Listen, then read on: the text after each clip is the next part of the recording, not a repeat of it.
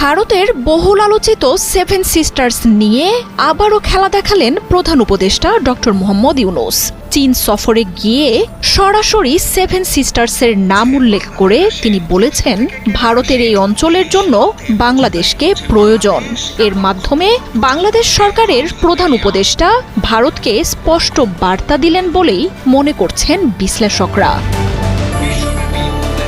চীনের ব্যবসায়ী ও বিনিয়োগকারীদের কাছে দক্ষিণ এশিয়ার বাণিজ্যে বাংলাদেশের অসীম ভূরাজনৈতিক গুরুত্ব ও সম্ভাবনার কথা তুলে ধরেছেন প্রধান উপদেষ্টা। বলেন, ভারতের 7 রাজ্য নিয়ে গঠিত সেভেন সিস্টার্সের বিশাল ভূখণ্ডে কোনো সমুদ্র না থাকায় সেখানে কৌশলগতভাবে বাংলাদেশের অবস্থান কতটা প্রভাবশালী। স্থলবেষ্টিত এসব অঞ্চলে ব্যবসার অপার সম্ভাবনা যে বাংলাদেশে বিনিয়োগের মাধ্যমে কাজে লাগানো সম্ভব, সেই বার্তাই দিয়ে এসেছেন তিনি।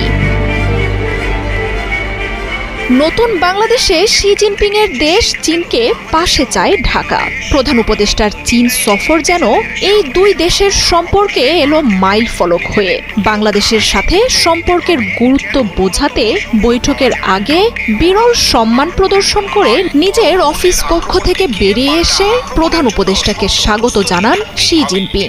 ঢাকার সাথে সম্পর্ক এগিয়ে নেয়ার ব্যাপারে নিজের আগ্রহের কথা তুলে ধরেছেন প্রেসিডেন্ট শি জিনপিং। প্রধান উপদেষ্টা এই সফরে তুলে ধরেছেন নেপাল, ভুটান আর ভারতের সেভেন সিস্টার্সের বিশাল ভূখণ্ডে বাংলাদেশের ভূরাজনৈতিক ও কৌশলগত গুরুত্বের কথা।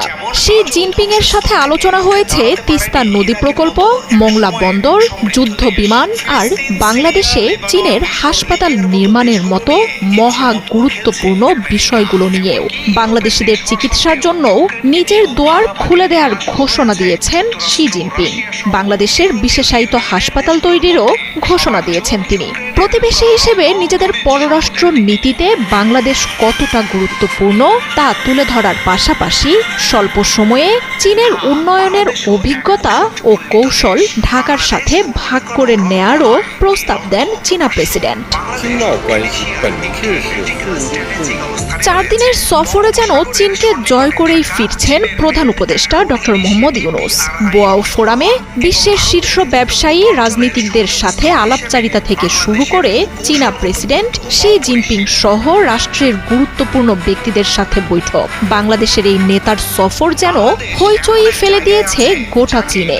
সহজ সরল আর সাবলীল ভাষায় নতুন বাংলাদেশ আর দেশের সম্ভাবনাকে যেন বিশ্বের সামনে নতুন করে তুলে ধরলেন তিনি। কোনো জটিল কূটনীতি নয়, দেশের উন্নয়নের ব্যাপারে যা কিছু প্রয়োজন সেগুলোই স্পষ্ট ভাষায় পরাশক্তি চীন আর তার নীতি নির্ধারকদের জানিয়ে দিলেন তিনি। মার্জিয়া উপমা, ৭১।